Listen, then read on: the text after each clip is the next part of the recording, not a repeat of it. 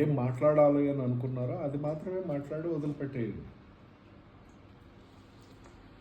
ముందు జరిగినవి, ఇంకా జరగబోయేవి, ఇలాంటివన్నీ ఎవరి దగ్గర ప్రస్తావించదు.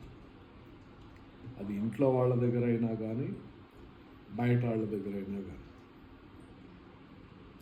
ఒకటి, ఏ ఇద్దరు మనుషులు మీరు ఇంకొకరితో మాట్లాడుతున్నారు అని అంటే మ్యాక్సిమం మూడో వ్యక్తి గురించి మాట్లాడడానికి గుర్తుపెట్టుకొని దాన్ని అవాయిడ్ చేయండి.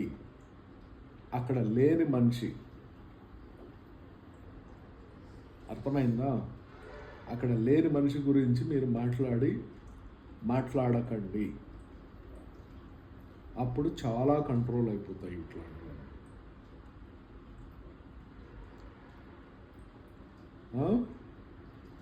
అసలు ఆ మాటలు కూడా ఎదుటి మనిషితో మాట్లాడేటప్పుడు అవసరమా కాదా అని చెప్పి 1-10 సార్లు ఆలోచించండి. ఇప్పుడు నిన్న జరిగినవి, మొన్న జరిగినవి, ఎప్పుడో జరిగినవి, ఎప్పుడెప్పుడో అవన్నీ ఎందుకు మళ్ళీ గుర్తు చేసుకొని వాళ్ళతో షేర్ చేసుకొని మళ్ళీ రీలోడ్ చేసుకునేది? అవన్నీ చేసుకోవడం వల్ల ఏం చేస్తుంది, జీవితంలో ఏమీ మిగలదు. టైం వాల్యూ అనేది వెళ్ళిపోతుంది. అనవసరమైన వాటిని మెదడు మొయ్యాల్సి ఉంటుంది, బరువులు.